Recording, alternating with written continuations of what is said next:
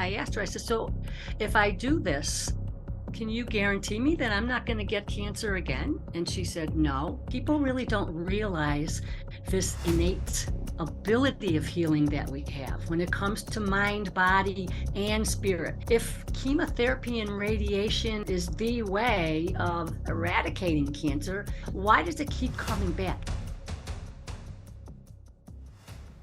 Welcome to tonight's episode of The Health King's Court. I'm your host, Zach the Health King. A quick disclaimer to keep myself out of trouble. Anything that you hear in this podcast is not intended to be taken as medical advice. The thoughts and opinions you hear shared are just that, thoughts and opinions. And any action that you take based on what you hear is done at your own risk. With that covered, I would like to introduce tonight's guest. Calling in from New Hampshire, she's a registered nurse, end-of-life coach, grief coach, bowentherapy practitioner, uterine cancer survivor, and now a holistic cancer coach certified with the beatcancer.org program. That's Rose Bochicchio.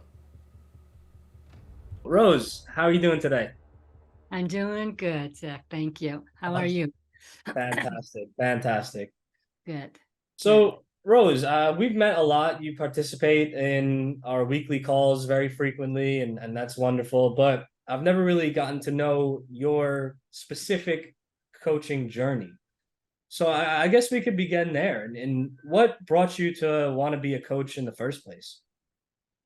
Well, I've actually been certified as an end of life and grief coach back in 2016. I'm a registered nurse, and I've been in the profession for many years, but I'm more interested in the holistic field and can't coaching. Became somewhat of a labor of love. My 58-year-old sister, died in 2022 of breast cancer. And I'm not a stranger to cancer either. I'm a cancer survivor, uterine cancer survivor in 2005. So when my sister was going through cancer, there wasn't a service like this available. So that kind of makes me, after she had died, and because I am a certified coach, I was just kind of curious if there's such thing as a holistic cancer coach. So, that curiosity kind of brought my fingers to Google, and I started Googling, and I was really surprised at how many coaching how many coaching programs that they were, but they were also very costly. And so that was kind of an issue. But when I came across this organization, I was really pleased by not only the materials, and fortunately, I had monies that were gifted to me, that had just been sitting in a bank account for when my father died. When I researched this company and the cost of the certification program, I think it was like $50 short of what I had already in my account. So I'm like, oh, well, maybe this is a sign, all those universal signs that we get. Yeah. So, and I like the different options too, that you could be, there's information for caregivers, there's different levels in the program. So, my sister and I, when she recovered from cancer, we were going to work on kind of something that can make it easier for people, diagnosed with cancer, when they don't want to go through the traditional, chemotherapy, radiation, kill your immune system kind of, protocols. But unfortunately, she wasn't able to. So now she just kind of works with me from above and from the other side. So yeah, so that it was kind of a kind of surreal that this program was available, and it just kind of it really felt like what I was looking for, like it was a great sort of niche for me. And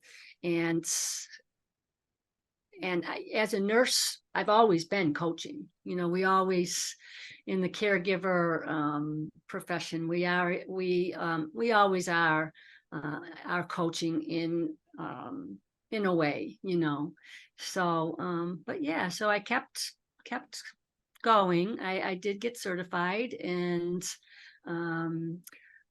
but for me, I didn't want it to be something that was stressful. I wanted, as a labor of love, I wanted it to be something, I wanted it to be something that, what's the words that I'm looking for? Something that can benefit not only my family, but me, should I get cancer again, the tools, are just such great tools. So it was not only a service that I wanted to sort of add to my the services that I provide, but yeah, it just really seemed to fit. So I kind of go at my own pace, because I am a retired nurse, although I'm sort of fun tired. I'm still serving, but I want to have fun and create it.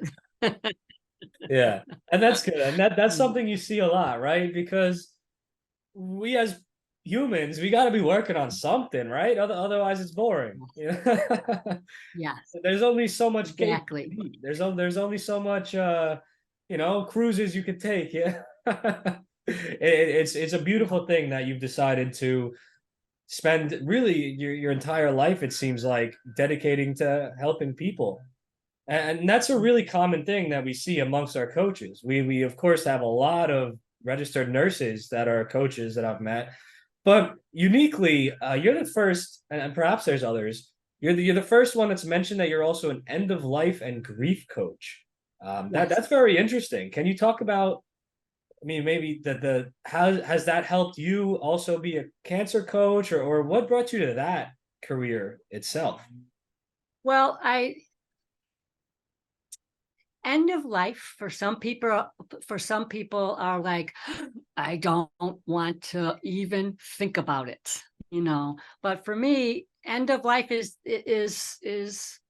just as important as the beginning of life. It's a chapter in our life that's an important chapter. And some people, they don't have the opportunity to sort of create that,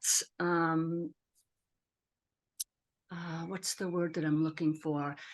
They don't have the opportunity to kind of create that chapter, because so many of us are so afraid of even addressing end of life. For me, I remember when I had cancer, I had asked my husband at one point, I'm like, do you think I'm going to die? And he said, yeah, at some point, but not today. And not now, And so I always felt like, I always felt like the more that I can control in my end of life, the more that I would want to do that, And and I've always, even in my 30s, I've always thought of, okay, if something should happen to me, um, what would what would that look like, with my family members. Even before I was married, I always felt like, when we die, um I want the people that love me and that I loved, I want them to grieve. I don't want them to have to try to figure out, what I want, where I want to be buried. Do I want to be buried? Do I want to be cremated? All that stuff is like a lot of work. And some people prefer that, so they don't have to even be in the reality of the loss.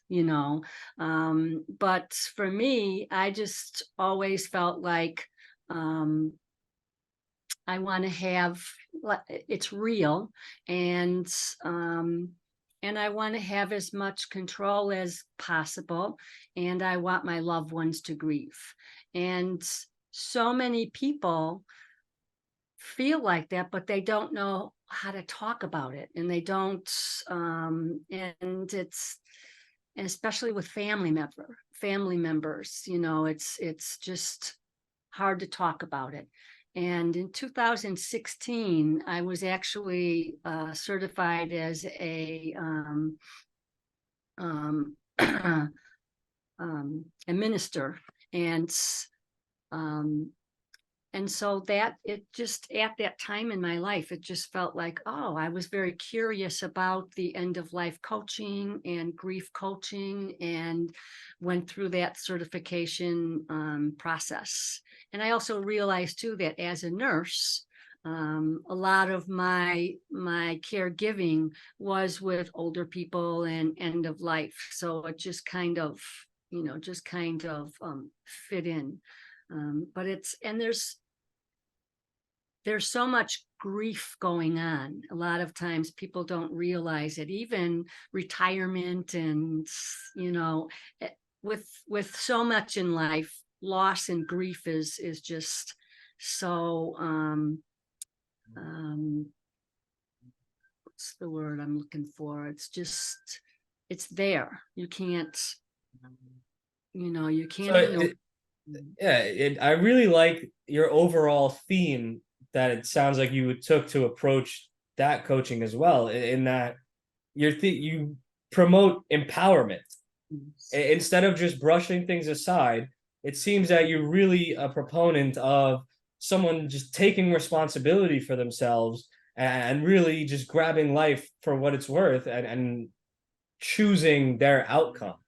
And that sounds really in line with the values that we teach for cancer coaches, and really that we have towards health in general, because ultimately we would love for people to not need our coaches. But we create our coaches to be there to help people get their own power back, and help people kind of get that sovereignty over their health again. That's very interesting. So in your own cancer experience, was it information that you learned here that you used to help heal yourself, or did it just so happen that the information that you found here after the fact fell in line with what you used to heal yourself, or did you maybe go more the conventional route? What was that like? So, so I wish, I'm sure, I don't know when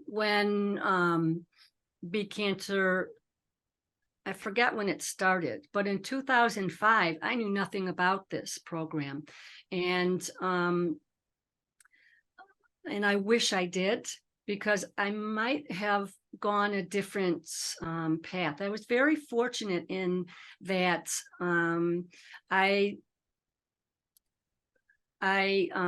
did have the surgery, and the diagnosis, when I was diagnosed, I just felt like I just got to get this out of me. So I didn't really have a whole lot of information. It was a OBGYN doctor that diagnosed me. And it was a very strange experience because I just went to the doctor for a routine visit. I just had mentioned to my doctor that, you know what, I was just having vague symptoms, and I was going through a litigation at work, and so it was a stressful time. But I just wanted to use my benefits before I left my job, So then it was, the diagnosis of cancer was just like, what? It didn't make any sense to me, but it was a godsend. Really was an eye opener, and I was very fortunate in that I didn't have to have chemotherapy. I actually I didn't have to have chemo, but it was suggested that I get radiation. And I met with the radiologist, and she said to me, we're going to do this course of radiation. And I asked her, I said, so if I do this, because in my mind, I'm thinking, I'm just going to be burning, radiation is just going to be burning up tissue. And so I asked her, I said, so if I do this, can you guarantee me that I'm not going to get cancer again? And she said, no. And I said, well, the cancer wasn't outside my uterus. It wasn't in my lymph nodes. And so, why would I have radiation, And she explained, there might be a cancer cell that have gotten away during surgery and stuff like that. And I said, no, I don't want to have the radiation. And that was 18 years ago. So I'm very good with the decision that I made, but it would have been nice to be able to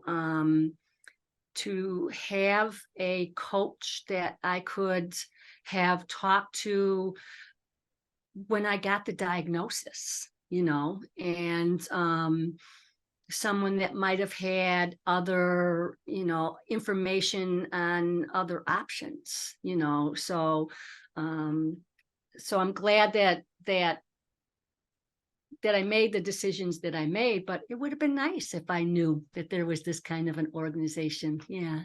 Yeah, absolutely. And it was hard. It was hard several years ago. It was harder to learn about stuff like this, right? And we live in the age of the internet now, where thankfully we can use the tool of the internet to tell more and more people about this. And although the organization's been around for 46 years, it's really only been in the last 10 or so years that we've really modernized and put the course online. And Susan was creating coaches, Susan, our founder, when she was giving her speeches, even the 40 years ago. But, now that we have online, we can get more coaches made all over the world and really get people Googling and finding out about the program. But, I'm really happy to hear that your story with your cancer treatment was a story of success.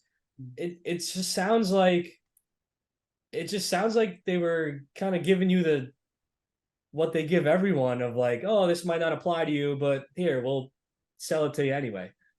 It kind of sounds like what you're talking about there. Like, is there a reason for this? No, but you should do it. What? It's unfortunate. And I think that's really common. I know with my sister, when she opted out of chemotherapy and radiation, the healthcare profession just kind of pushed her away, the conventional, Oh, And then she found that the holistic side is also very expensive, and and what I saw her do was what I saw in a lot of people with cancer, where they start out with that I'm going to beat this. I'm going to beat this. And then they start applying the new tools that they have. She started juicing. She was into yoga. She was, with me, we would do Reiki every week. So when she first started, when she first informed the family, we do virtual Reiki once a week. And as she progressed, then we do virtual Reiki twice a week. She lived in Florida, but it was very sad to see how she didn't have anybody that she could really talk openly and honestly about, the choices she has, the choices the choices she can have, so I just saw this gradual isolation and withdrawal, which is hard to watch in anybody, but in family members, it's all that much heavier, so it was just, I think that there needs to be this service. There needs to be, and I know that hospice, they have volunteers and stuff like that through hospice and that. But the thing that I like about being a cancer coach is that I'm not mandated. I don't have these mandated schedule, protocols by higher ups. You know what I mean? It's like it's me and client. It's that journey, with the goal of success, and for me, if that goal changes, then there's that end of life piece that can also be a valuable tool as well. Yeah, absolutely. I mean, hey, as a coach, you're an independent business owner and you're working directly. It's kind of like you as a CEO are working directly with the end consumer. And the benefit of that is that it eliminates the bureaucracy. It eliminates the this and the those corporate formalities, if you will, that are commonly found in modern medical systems that end up kind of making everyone into a square peg by shoving them into the square hole.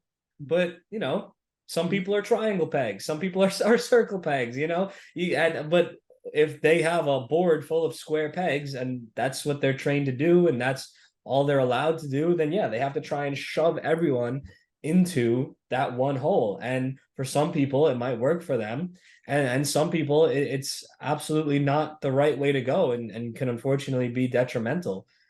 And it's an interesting thing that you said because, yeah, the holistic stuff can sometimes be relatively expensive. But I think it's also important to remember that the hospital bills are crazy as well. It's just that in these ways that things are set up, you have insurance that will offer to cover some of that, and then you just pay the deductible. But those bills are crazy too, you know. And then ultimately, what we always advocate for is people living in a way that they're preventing these illnesses in the first place, rather than having to be reactive and deal with them after. Yeah. So I think too that there's so much that people really don't realize, this innate ability of healing that we have when it comes to mind, body, and spirit. When we take all of those factors and really apply that to our healing, that there's so much that goes on that we have power over. We do have control, unfortunately, there's so much out there that gets in the way, and can be just it can confuse things, and just, you know what I mean? Yeah, It's the body is such a beautifully and powerfully designed machine, and given the right conditions, it's amazing the things that it can do. It can really thrive, and it can really become well in the face of illness, beyond with abilities beyond what a lot of people think is possible. That there's so many cases out there that people have gone very holistic ways and had their body recover in ways that modern medicine would think truly impossible. And they call it a miracle. You still hear that from doctors. You still hear it from medical practitioners. There'll be someone whose body healed itself in one capacity or another, and you'll go to their doctor and they just write off, oh, it must have been a miracle. Like, oh, yeah. But they won't promote it. They won't. Oh, It's just in the documentation. It must have been a miracle. yeah, yeah, Yeah. You yeah. know, what always really, with cancer, um, I always, I have most of the people on my mother's side, I think there's one sibling and she had eight, that I think actually died from complication of Alzheimer's. But my aunt Peggy had, she had a form of cancer. 20 years she battled with cancer, and every 3 years it would come back. And I always thought to myself, what what makes cancer so happy? You know what I mean? In some people, if chemotherapy and radiation is the way of eradicating cancer, and it doesn't, why does it keep coming back? And that's why it was really, I love this program, because it's just, it's filled with so much information of how to make what makes cancer happy, and what we can do to starve it, to kill it, to, you know what I mean? Exactly. And keep it from coming back. Our whole approach is that we treat the patient, not the tumor. That's the You tumor. can, if there's conditions that have brought about a tumor and you just chop it out, but don't change the conditions, well, Exactly. those same conditions are just going to grow another one. Yes. And that's why exactly what we talk about is not just relevant for getting rid of existing cancers, but we teach the same things that will change your internal conditions and prevent them from recurring in the first place. Because that's ultimately the sign of success. I don't think it's a success story to get cancer every 3 years, but every time they chop it out of you, they'll call it a success story. You know, no, it doesn't have to be like that.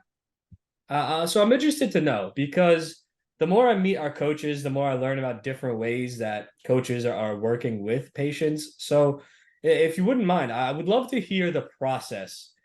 If someone says, hey, I want to work with Rose as my coach, how would that person find you to begin with? And then what's your process like when someone contacts you? How does that go? So, so people can contact me through my website. Um, and I do work with a team of other holistic practitioners. Um, and so there's word of mouth, and there's also, I have flyers that I put out.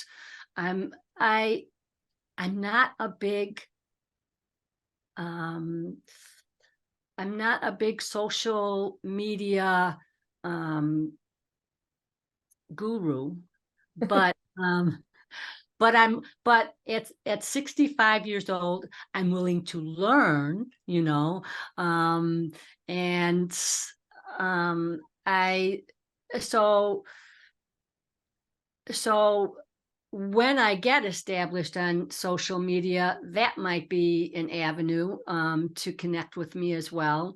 And usually, if somebody were to connect with me, I have an intake process.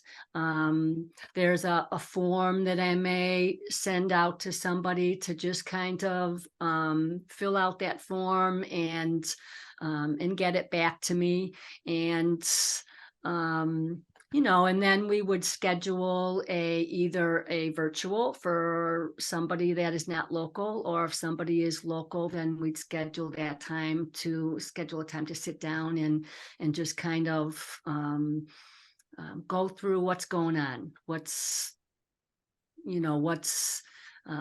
talk about the diagnosis, talk about once you got the diagnosis, where were you, what you went through, what's going on now, and what does the future look like? What does this cancer journey look like? What would you like to it to look like? Those kind of things. And then, yeah, just talk about what that individual needs from me.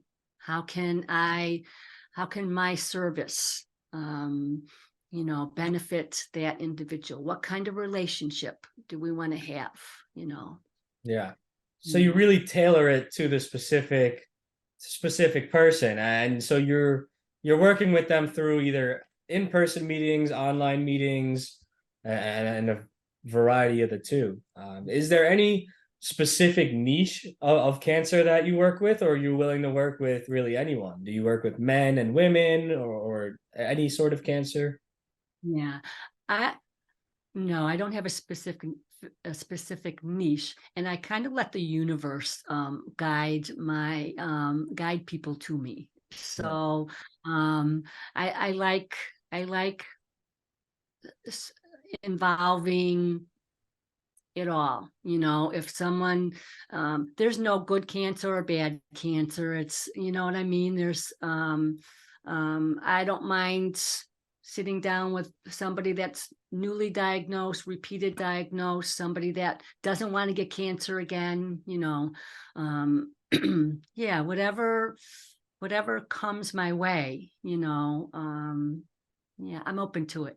Yeah, and so you're a relatively new as a cancer coach, but it sounds like you may have had a variety of experiences already. How many Mhm. ballpark clients would you say you've helped so far? Directly with cancer, like I said, like you said, I'm new to cancer specifically, but um, in my service with Reiki and with Bowen work, and that's all about coaching. It's all about um, so I've been doing that since, oh my God, I was first diagnosed, or I was first introduced to Bowen work in 2010. So, and I try not to get to focus on how many clients, you know what I mean? I try to just, because I used to get tripped up about that. There's some people that, um, it's important to see X number of clients, a month to be successful. And so I don't really get into that stuff, and it's okay for me, because at 65 years old, I'm in my last chapter. So I'm not competing with anybody, Yeah. and you know what I mean? And I don't have to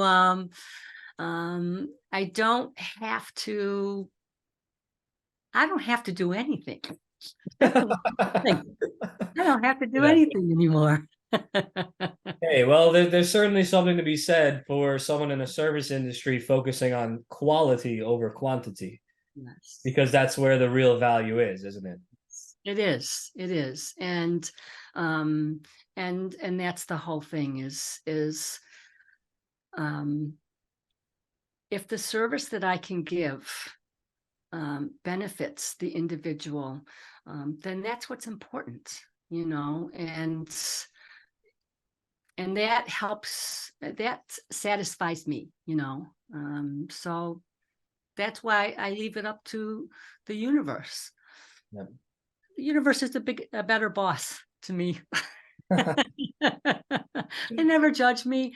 The Yeah. pain is sometimes good, sometimes not. Oh well. Through it all, we can learn, right? That's it. So Yeah. what is you mentioned that you have a website. What's the website? I would love to check it out.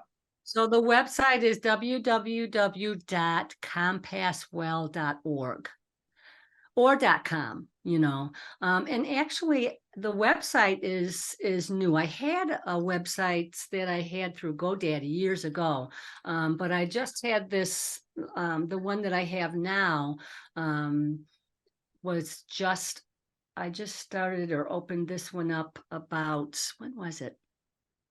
Probably only about maybe 6 months old. Yeah. But it also involves the other services that I provide, Yeah.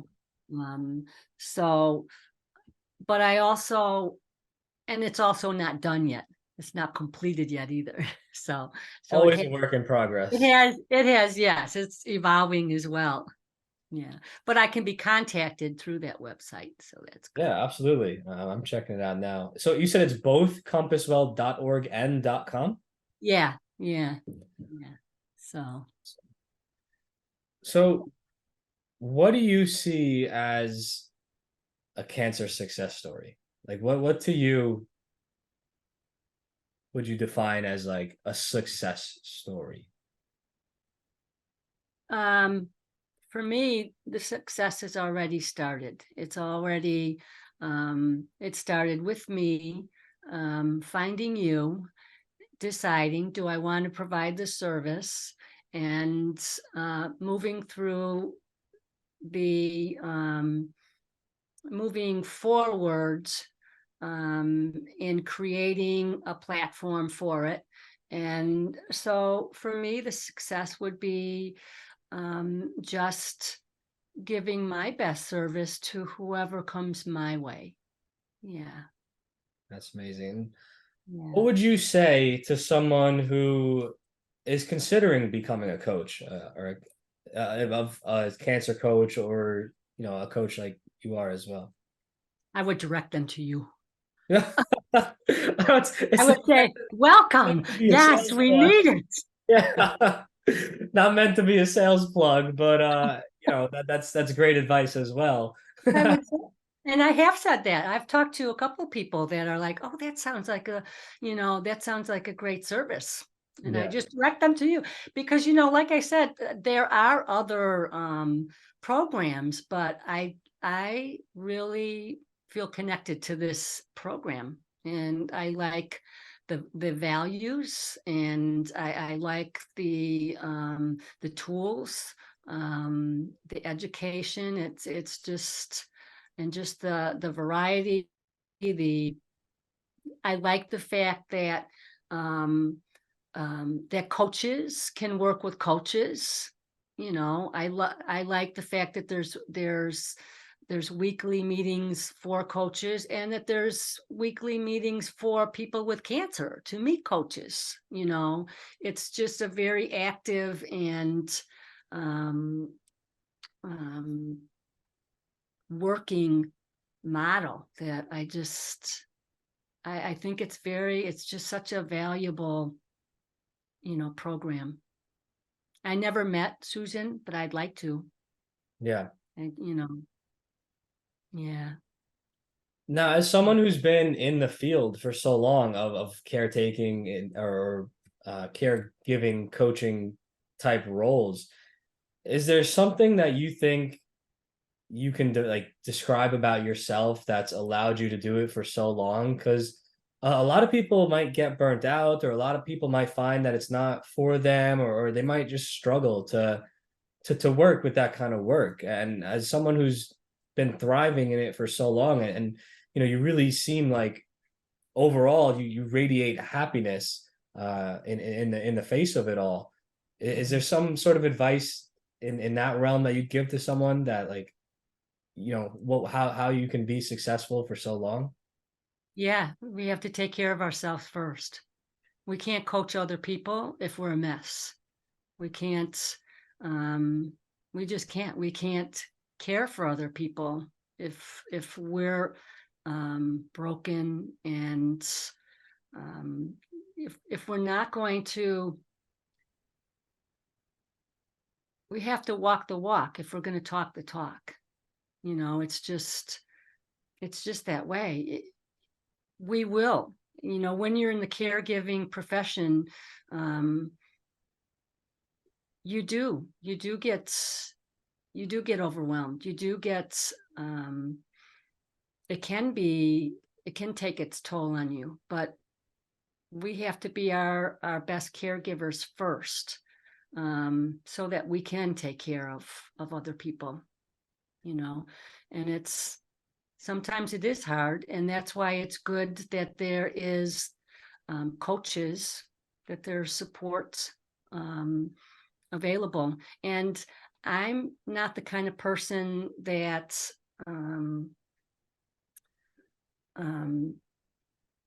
that poo-poos away from therapy or getting help when help is needed. I think a lot of people think of, if they have to see a therapist, there's something wrong with them. I learned very early in my life that if something doesn't feel right, if something is off, denying it is not going to make it better. Unfortunately for my sister, there was a strong, in order to live, I think she clung to denial. And I think that can be a very stressful path. Yeah. We're all fighting something. I once heard it said that we're just all walking each other home. We all got stuff that we are dealing with, but if we're not honest with ourselves and take care of ourselves, then we can't benefit other people. It's not going to work, and that's what I try. I'm not perfect. There's been times where someone has had to say to me, listen to your own preaching, and but we just get back up. I don't know, you kind of seem, I don't know if you're familiar with the what's his name now. It left my brain cells. I'm very interested to know. Frank Sinatra. Frank Oh, Sinatra. yeah? That's life, That's life. Life can get messy, but we're all just walking each other home, and We do what we can with what we got. what we can. Exactly. Yeah. Absolutely. Yeah. Amazing. That was beautiful, Rose. Thank you very much for joining me today. I would really love to do this again sometime too. I think we could have a lot more good conversation. Yes, anytime. Yes. And I thank you. I thank you, and I thank Carl and you guys. I hope that I hope you see how valuable that you are. And I'm so grateful for you, because you offer so much, you do so much, and it doesn't go unnoticed or unappreciated. Thank you. Thank you very much, Rose, for saying that. It definitely means a lot, and there's certainly more work to do. And there's a lot of growth that we have on our minds, and a lot of new tools and new ways of getting our information out there that we're constantly working on. And ultimately, we're just looking to keep the mission alive of educating as many people as we can on how to prevent or heal their cancer. Because Have you met Susan? I have not met her in person. No. Yeah. Yeah. Not yet, Mhm. but She's still alive though, isn't she? yeah, yeah, Yeah. yeah, Okay. absolutely. Yeah. So that would be a goal. That'd be a nice goal for me is to Yeah, hopefully. yeah. I think she's more low key these days. You know, she put in her time, she put in her work, and now it's our turn to carry Right. the torch. And Yeah. carry the torch we shall, as it burns bright and as far as we can take it. Nice. All Yeah. right, Rose. Yeah. Thank you Thank very you much. so much, I'll Zach. see you soon. Okay. Have a good weekend. You Bye as well. now. Bye.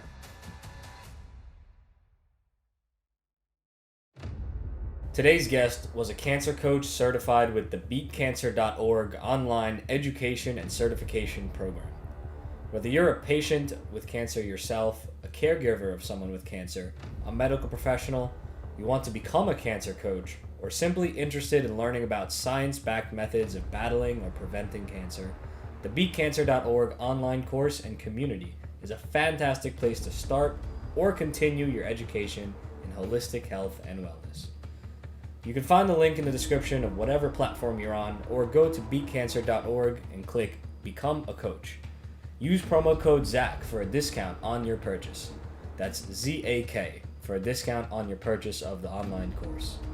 As a nonprofit, all proceeds go towards continuing to offer and improve the many free educational resources that beatcancer.org offers. Cancer is far too prevalent in today's world, but it is beatable. Nobody has to feel alone in their diagnosis. Nobody has to feel lost in their healing. BeatCancer.org has your back.